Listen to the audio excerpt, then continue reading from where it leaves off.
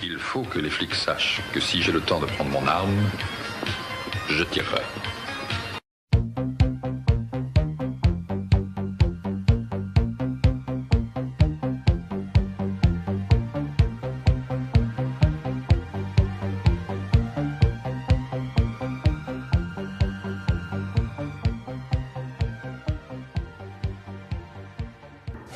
Hassan Chalgoumi, 40 ans, imam de Drancy, est toujours la même lubie. Mieux vivre ensemble, mieux vivre ensemble, mieux vivre ensemble. En attendant la vie communautaire, Chalgoumi mène ses combats en solitaire. 2010, il est le seul imam à se prononcer ouvertement en faveur de la loi qui interdit la burqa. Je suis contre cette pratique. Ils ont résumé l'islam, ils l'ont résumé sur un bout de tissu, sur le visage. Ça, c'est indigné. Chalgoumi, un imam décomplexé mais un imam critiqué et menacé jusque dans sa propre mosquée.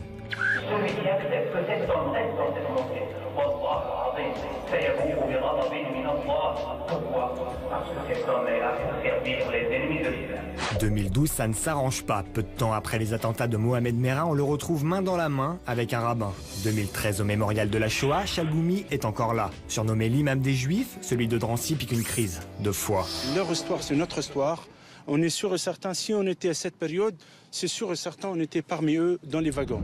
Et si ça ne suffisait pas, face à des pratiquants en dérive, Chalgoumi refuse l'esquive. Et contre l'islam radical, il prône l'unité nationale. Pour eux, le conflit israélo-arabe, c'est un fonds commerce qu'ils utilisent pour attirer un peu les jeunes, pour manipuler certains, pour ramasser le maximum d'argent. C'est un business. 2006-2013, 6 ans de combats pacifistes contre des dérives intégristes et un islam de France toujours en déshérence. On n'a pas réalisé premièrement l'islam de France. Deuxièmement, par rapport à la formation des imams, on est encore loin. Et troisièmement, l'islamisme qui monte, en Libye ailleurs, on n'est pas à l'abri. Hassan Chalgoumi, imam toujours révolté ou croyant désabusé? Hassan Chalgoumi, moi ce qui me frappe, c'est qu'à chacune de vos interventions, qu'elles soient orales ou par l'intermédiaire d'un livre, il y a des réactions très très virulentes à votre endroit. Alors vous êtes accusé tantôt d'être l'imam des Juifs, tantôt d'être un ancien extrémiste défroqué, salafiste même. Comment vous réagissez à ça et qu'est-ce que vous avez à répondre? On dit même que vous avez une Porsche. Ça prouve la force nuisante des fanatiques. Une force énorme de recrutement, de gangréner nos jeunes sur le site internet. Je vous donne un exemple. J'ai un professeur fidèle à la mosquée de Drancy. Il a demandé une question à ses élèves, 27 élèves. Combien de fois ils regardent par jour la télé? Il y en a certains, ils regardent, la majorité non. Ça fait 1 ou 2 qui regardent, ils m'ont dit. Mais 27 personnes qui ne regardent pas l'Internet. Ils regardent l'Internet, ça c'est une. Deuxièmement, on a des sites Internet énormes. Des sites où il y a le vrai travail. Je ne nomme pas ces sites-là parce que je n'ai pas envie de le faire la pub. Parce qu'en même temps, on dénonce et en même temps, le pouvoir public, il ne fait rien. Ça fait des années. Et en même temps, on demande de fermer ces sites-là. Qu'est-ce qu'ils disent? Oui, mais ils sont à l'étranger, c'est difficile, parce qu'on veut savoir qui rentre, pour qu'on veut savoir... Il est question de vous, David Pujadas, maintenant, sur ces sites. Ça vous a pas fait peur d'être embarqué dans l'aventure? Non, parce que, et c'est d'ailleurs non pas compréhensible, mais explicable, quand vous êtes extérieur à l'islam, vous êtes un peu plus à l'abri. Il y a cette obsession dans cet islam intégriste de la trahison des musulmans. Donc c'est la grande insulte, c'est vous trahissez l'islam et ça ne s'adresse pas aux musulmans. Donc bien sûr que je serai associé à ça, mais ça ne doit pas nous empêcher de parler. Non, mais c'est violent, les sites. Moi, je suis allé sur les sites auxquels vous faisiez allusion. C'est révoltant. Je veux dire, c'est révoltant que quelqu'un qui prend la parole pour dire il faut un islam de France, il faut un islam avec la République, il faut un islam de dialogue, soit celui qui soit menacé. Enfin, je veux dire, c'est quand même très choquant. Mais il ne faut pas que ça empêche de parler. Éric Zemmour a lu votre livre et lui, on ne l'empêchera jamais de parler, croyez-moi. Allons-y. J'ai cru comprendre. Alors, moi, j'ai lu votre livre et alors, d'abord, je voudrais vous dire, parce que je vous ai écouté au début, quand Nolo vous a posé la première question, tous les deux, vous avez fait la réponse classique, islam intégriste, islamophobe, les deux pièces d'une même face.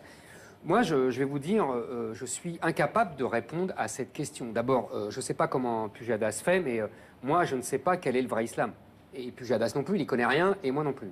Donc, les discussions entre musulmans, pour savoir qui est l'islam le plus pur et qui est l'islam le meilleur, lui, il n'en sait rien, et moi... Les gens, ils ont compris. Pas tous les islams. Si, l'islam en général. Eric, après, ils discutent entre eux de comment... Il y a un islam qui vit très bien avec la République à La Réunion, par exemple. Il y a un islam qui vit très bien avec la République à l'île à La Réunion, c'est nos organisations communautaires. C'est justement parce qu'il n'y a pas un seul islam évidemment que c'est à nous d'aider ceux qui portent l'islam qui est compatible avec la République. David, je voudrais poser la question Allez-y. à Hassan Chal- Est-ce qu'il y a, parce qu'il faut reprendre ce que vient de dire Zemmour, est-ce qu'il y a une contradiction entre le code civil musulman Évidemment. et le code civil Enfin, napoléonien? le code civil en musulman, France? c'est le Coran. Le Coran. Et la charia. Non, mais pour reprendre ton Que terme. j'appelle le code civil, hein, vous Pour comprenez. reprendre bien ton sûr. terme.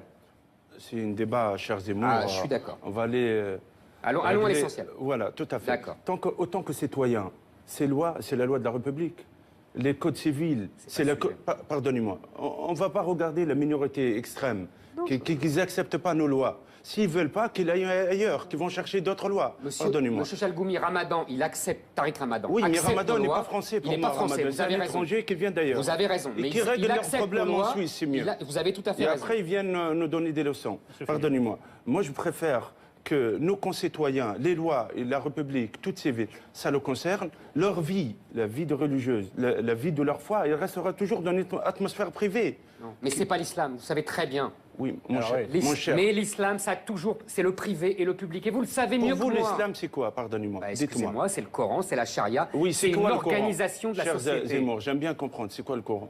Le Coran, c'est les textes dictés par Dieu à Mahomet, excusez-moi, et qui Et donnent... tout à l'heure, vous dites que vous ne connaissez pas l'islam. Et Ah, mais- maintenant, vous donnez des réponses. Mais non, Moi, mais, à mon avis, pardonnez-moi. Ce que je veux dire, c'est que je ne sais pas quelle est... Moi, Monsieur ce que je Chalgoumi, voulais Je vous dire... dis une chose. Oui, il y a des Monsieur pratiques extrêmes. On Non, comprend, c'est on pas le des combatte. pratiques extrêmes. Mais en même temps, pour moi, un islam, pardonnez-moi, c'est un quotidien, Traiter c'est un avec les respect. extrêmes. C'est un respect, c'est des valeurs, c'est des valeurs de la Oui, famille oui, qui existent absolument. dans le monothéisme, Vous avez qui existent raison. dans le chrétianisme, Vous le avez judaïsme. tout à fait raison. Mais quand ça touche les codes pénals, quand ça touche les codes civils, quand ça touche comme ça, c'est clair, c'est les lois de la République qui règnent. Ah, donc vous condamnez, par exemple, les imams qui marient les musulmans en dehors de la loi Mais civile. c'est alors qu'elle interdit, interdit. bien sûr. Merci. C'est interdit. Et pourtant, ça se fait beaucoup. C'est clair et net. Et deuxièmement, pour se marier, on n'est pas obligé d'avoir un imam.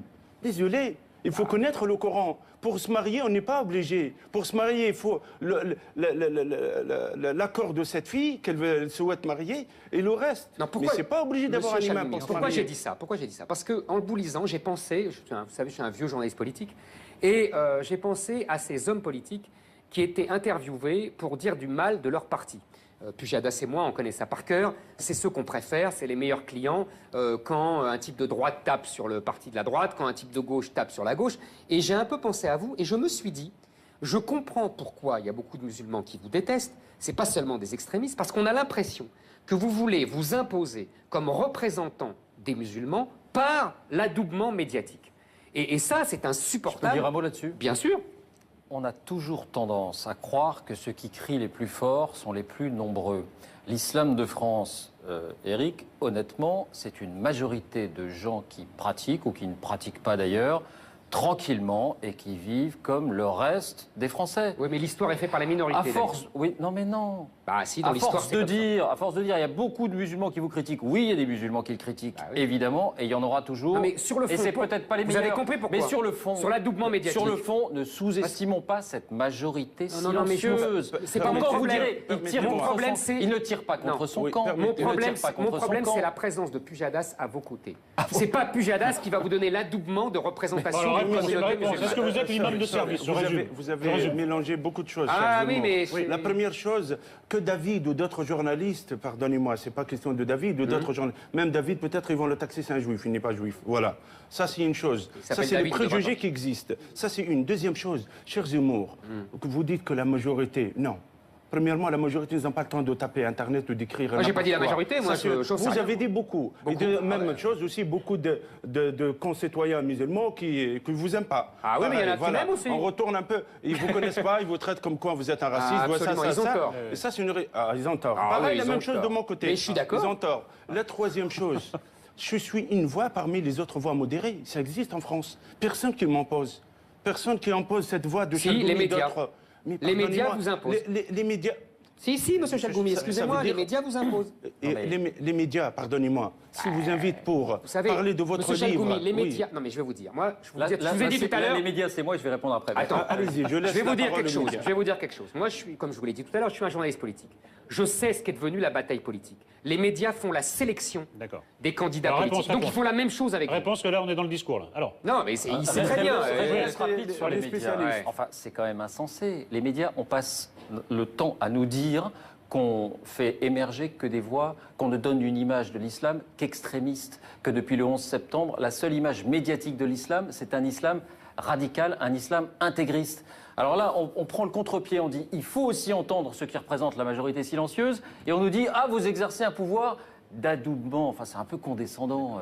Non, pas du tout. C'est un peu condescendant. Adoubement, c'est pas condescendant. Non, mais sur le fond, il n'empêche que si la majorité des musulmans, et moi je suis d'accord avec vous, n'ont aucun problème avec la République, comment se fait-il, c'est un point très important de votre livre, que l'islam de France ait autant de mal à émerger? Comment l'expliquez-vous? Vous le dites vous-même d'ailleurs. C'est l'histoire. Oui, ça c'est premièrement, vous savez, le contexte géopolitique, il est très dangereux actuellement. C'est pas comme 2000, comme aujourd'hui.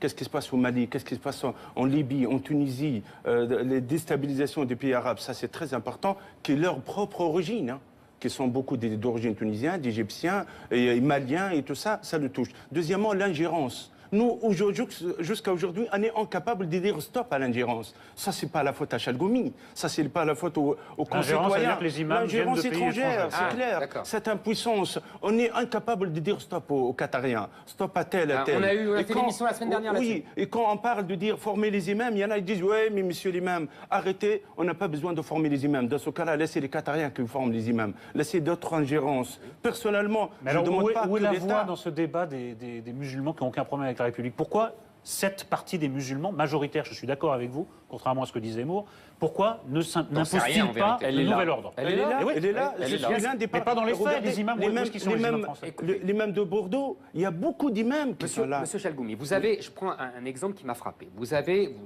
C'était très médiatisé, vous avez emmené une dizaine d'imams, vous me dites si je me trompe, au mémorial de Drancy. C'est ça, il y avait une dizaine d'imams, il y avait déjà 10 imams. Soit on dit c'est beaucoup, soit on dit c'est rien du tout. Une dizaine, plus. Bon, Oui, allez-y. Allez, ne chipotons pas. Oui. Il y avait Valls, si j'ai bien compris, Oui, il y avait les gens du CRIF. Et ce voyage m'a frappé. D'abord, premièrement, par son hyper-médiatisation. J'ai bien compris, on veut montrer que vous œuvrez pour la réconciliation entre les musulmans et les juifs, etc. C'est bien ça. C'est très bien. Ouais. Sauf que, moi, je vais vous dire que ça m'a exaspéré, je vais vous expliquer pourquoi. Vous faites comme si le problème entre juifs et arabes, juifs et musulmans, était, qui n'est pas la même chose d'ailleurs, vous le dites très justement, était le problème de la Shoah. Mais c'est fou, c'est fou.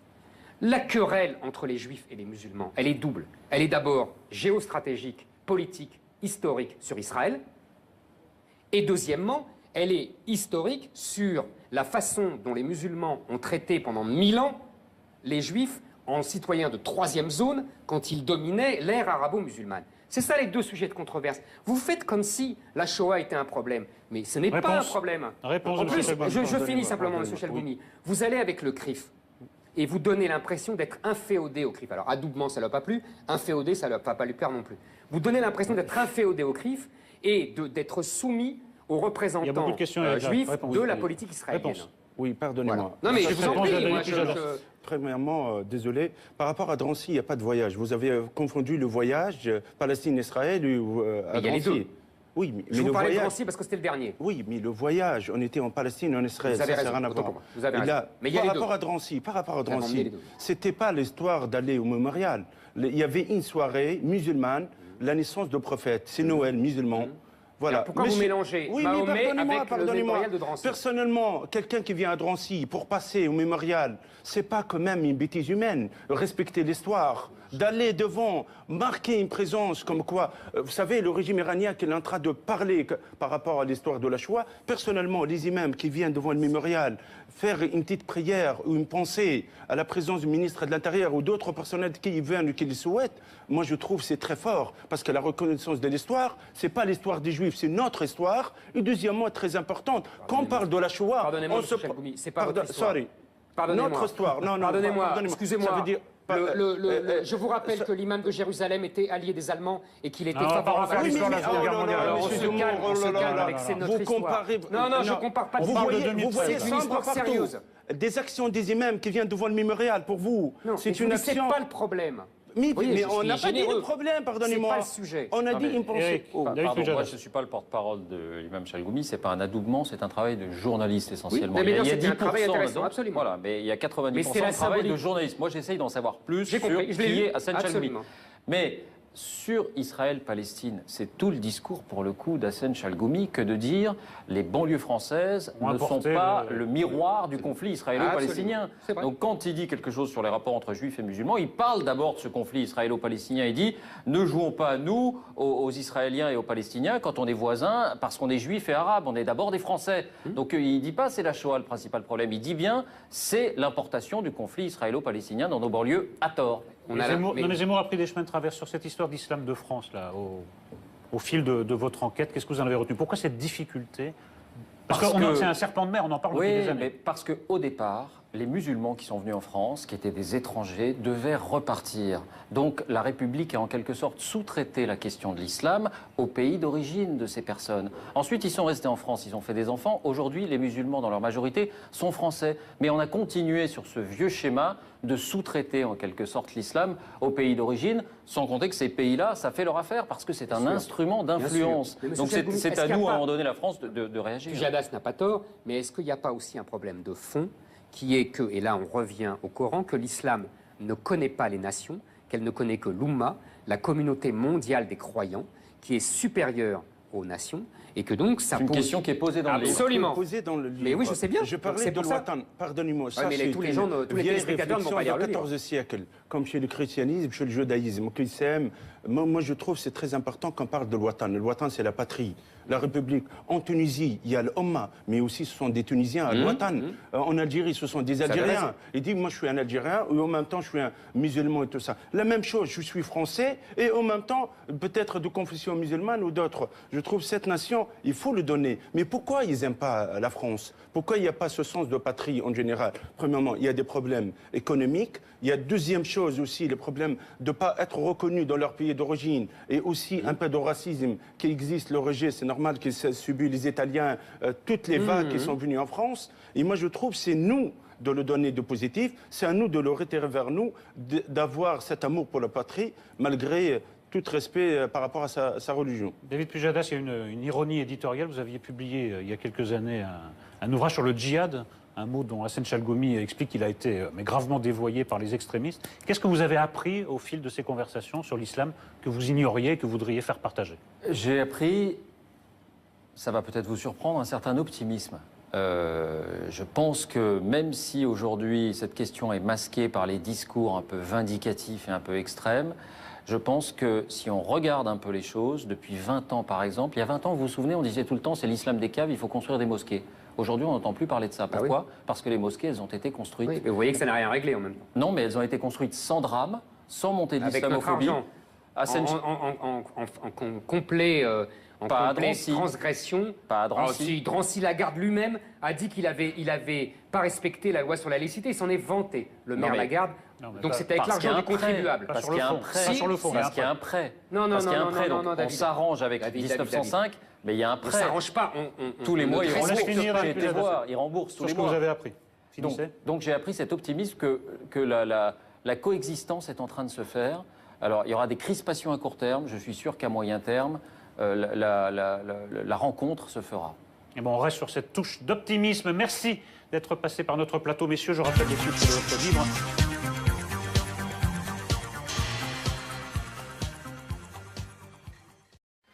Il faut que les flics sachent que si j'ai le temps de prendre mon arme, je tirerai.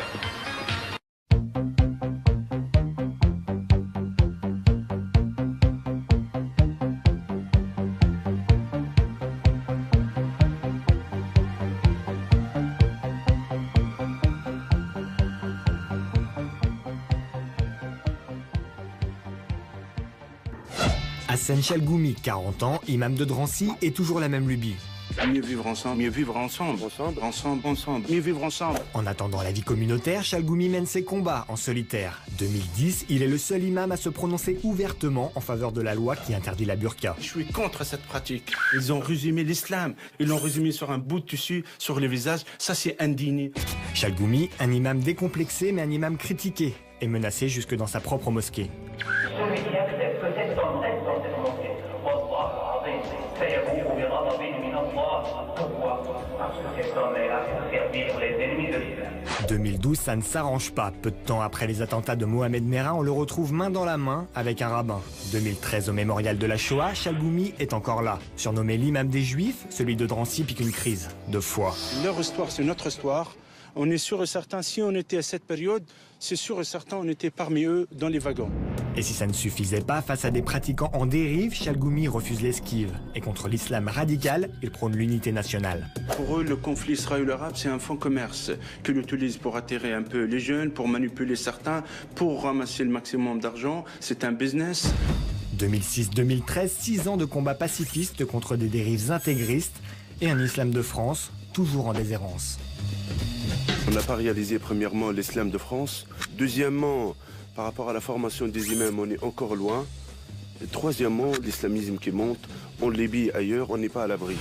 Hassen Chalgoumi, imam toujours révolté ou croyant désabusé?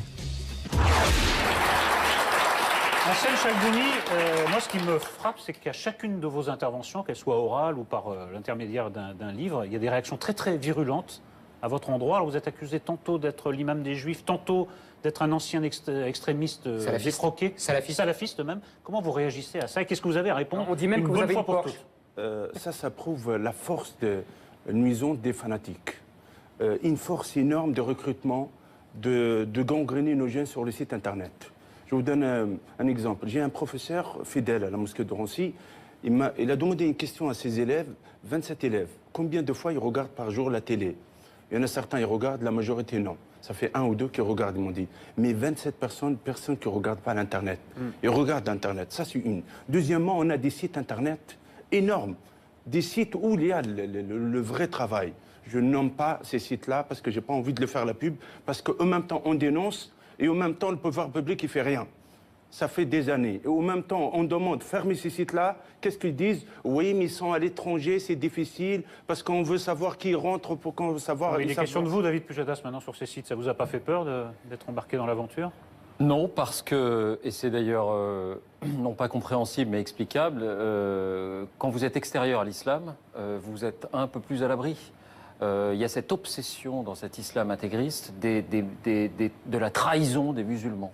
Donc c'est la grande insulte, c'est vous trahissez l'islam et ça ne s'adresse pas aux musulmans. Donc bien sûr que je serai associé à ça, mais ça ne doit pas nous empêcher de parler. Non, mais c'est violent, les sites. Moi, je suis allé sur les sites auxquels vous faisiez allusion. C'est révoltant. Je veux dire, c'est révoltant que quelqu'un qui prend la parole pour dire il faut un islam de France, il faut un islam avec la République, il faut un islam de dialogue, soit celui qui soit menacé. Enfin, je veux dire, c'est quand même très choquant. Mais il ne faut pas que ça empêche de parler. Éric Zemmour a lu votre livre et lui, on ne l'empêchera jamais de parler. Allons-y. J'ai cru comprendre. Alors, moi, j'ai lu votre livre et alors, d'abord, je voudrais vous dire, parce que je vous ai écouté au début, quand Nolo vous a posé la première question, tous les deux, vous avez fait la réponse classique, islam intégriste, islamophobe, les deux pièces d'une même face. Moi, je vais vous dire, je suis incapable de répondre à cette question. D'abord, je ne sais pas comment Pujadas fait, mais moi, je ne sais pas quel est le vrai islam. Et Pujadas non plus, il n'y connaît rien, et moi non plus. Donc, les discussions entre musulmans, pour savoir qui est l'islam le plus pur et qui est l'islam le meilleur, lui, il n'en sait rien, et moi... Les gens, ils ont compris. Pas tous les islams. Si, l'islam en général. Eric, après, ils discutent entre eux de comment... Il y a un islam qui vit très bien avec la République à La Réunion, par exemple. Il y a un islam qui vit très bien avec la République à l'île à La Réunion, c'est nos organisations communautaires. C'est justement parce qu'il n'y a pas un seul islam évidemment que c'est à nous d'aider ceux qui portent l'islam qui est compatible avec la République. David, je voudrais poser la question à Hassen. Est-ce qu'il y a, parce qu'il faut reprendre ce que vient de dire Zemmour, est-ce qu'il y a une contradiction entre le code civil musulman et le code civil napoléonien? Le code civil musulman, c'est le Coran. Le Coran. Et la charia. Mais pour reprendre ton terme. Ce que j'appelle le code civil, vous comprenez. Pour reprendre ton terme. C'est un débat, cher Zemmour. Ah, je suis d'accord. On va aller... Allons à l'essentiel. Voilà, tout à fait. D'accord. Autant que citoyen, c'est la loi de la République. Les codes civils, pardonnez-moi, on ne va pas regarder la minorité extrême, qui n'acceptent pas nos lois. S'ils ne veulent pas, qu'ils aillent ailleurs.